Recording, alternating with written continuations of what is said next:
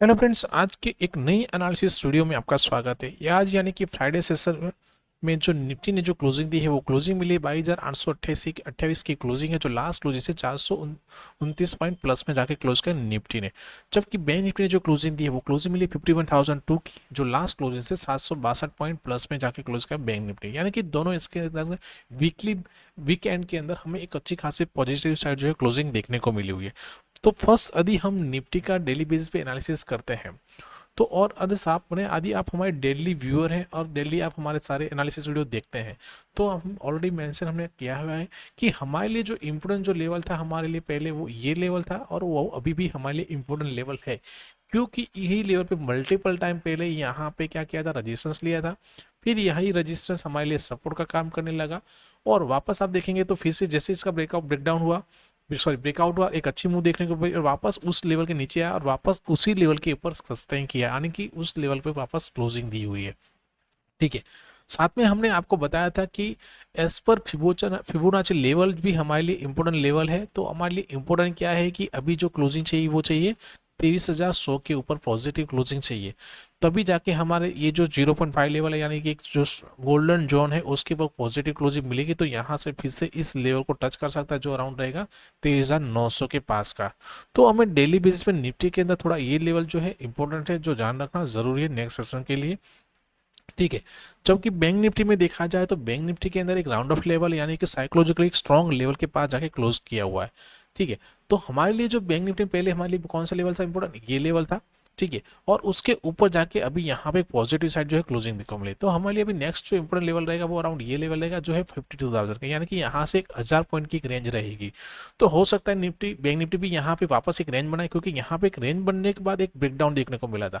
तो वापस यहाँ पे थोड़ी सी रेंज बनाए और फिर यदि ब्रेकआउट देता है तो फिर बड़ी सी मूव देखने को मिल सकती है, जहां पे हमारा टारगेट रहेगा अराउंड 54,000 से लेके 54,500 का टारगेट हम देख सकते हैं डाउन।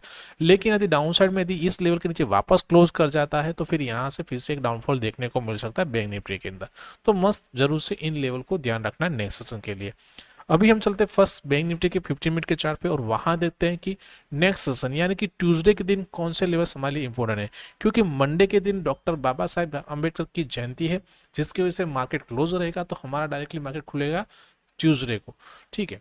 तो ट्यूसडे के दिन जो हमारे लिए इंपॉर्टेंट जो यदि हम एक रेंज देखते हैं वो हमारे लिए रेंज रहेगी अराउंड, इस रेंज को हम काउंट करने वाले हैं।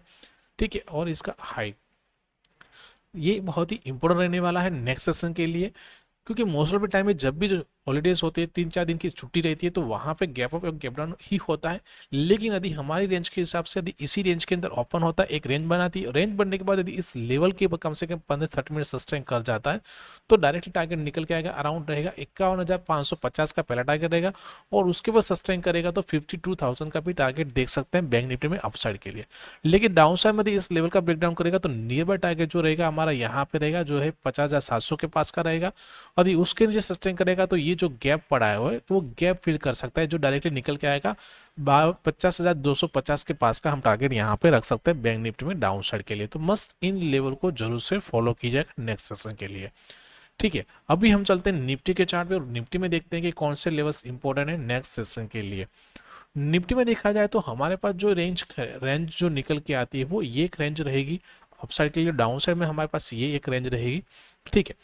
तो निफ्टी यदि एग्जैक्टली हमारी रेंज के हिसाब से यदि यहाँ पे ओपन होती है, एक रेंज बनाती है, रेंज बनने के बाद यदि इस लेवल कम से कम 15 से 30 मिनट सस्टेन कर जाती है तो यहाँ से जो डायरेक्टली टारगेट निकल के आएगा वो रहेगा 23,000 का पहला टारगेट रहेगा, और 23,000 के ऊपर सस्टेन करना पड़ेगा उसको 15 से 30 मिनट, तब जाके एक अच्छी और मूव देखने को मिल सकती है, जहां पे हमारा टारगेट 23,150 से लेकर 23,250 तक का हम टारगेट देख सकते हैं।